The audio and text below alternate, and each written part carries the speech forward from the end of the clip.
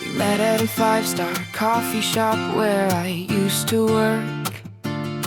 You walked in and the whole place instantly lit up.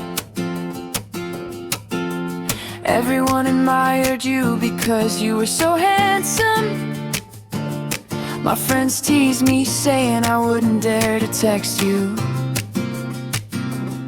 but I felt no hesitation at all. Just regular messages asking about work and normal social relationships between us.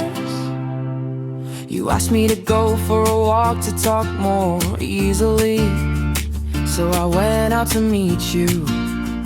I still remember that night, April 24th, 2000 at 10 p.m. I sat behind you on the bike you sang randomly. I still remember the words you sang back then. Even if it rains, I beg to take you to the end of life. It was just a casual phrase, but why did it make my heart flutter so much? I confided in you about my studies. You told me to keep trying for my university degree, don't quit halfway. You said if anything happens, just tell you will support me. I felt so hesitant, but you told me to trust you, and I did. You told me colors of shooter in me every day. You were so hard working while I was getting bored, but you patiently encouraged and helped me so much. 2 years later, you graduated from university, and you left, leaving only me behind. Though I knew it in advance, I couldn't stop the sadness. I asked myself why you left without making any promises to me. Did someone stop you, or did your heart change? Could I even demand anything from you when I didn't even understand what my own future would be?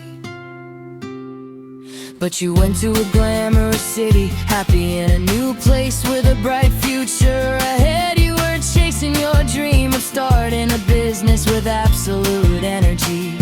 After some time you called me again, making me unusually confused. You told me to come up to you, you would find a job for me. But I'm not resentful and ask you why. Why did you leave without making any promises? And why do you call me to come to you now? You apologized and said you hadn't thought things through, because you still had so many worries back then.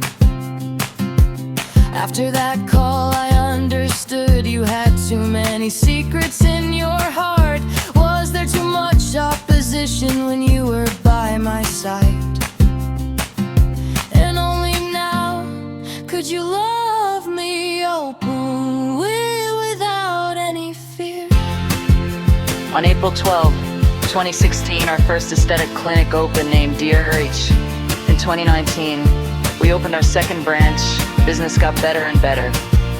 Our staff grew up to 80 people. At the end of 2019, I told you I wanted to have a baby. You didn't want it at first, but because of me, you tried. It was so difficult and arduous because we were scammed out of a large amount of money, but you comforted me not to be sad, saying you could earn the money back.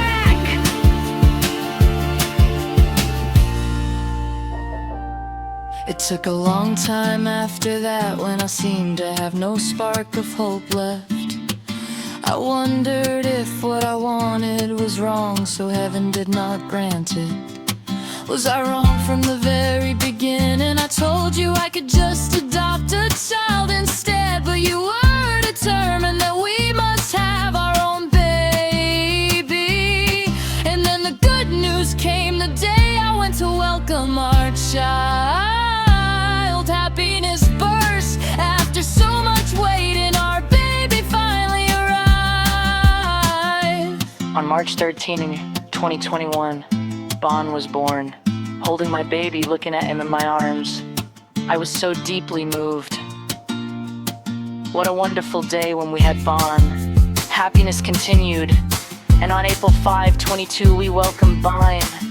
This time you carried Bin home. Bon tottered over to kiss Bin in your arms. Finally, heaven has granted us a huge happiness, a complete and beautiful family. And then the good news came the day I went to welcome our child. Happiness burst after so much waiting. Our baby finally arrived. On March 13, 2021, Bon was born. Holding my baby, looking at him in my arms, I was so deeply moved.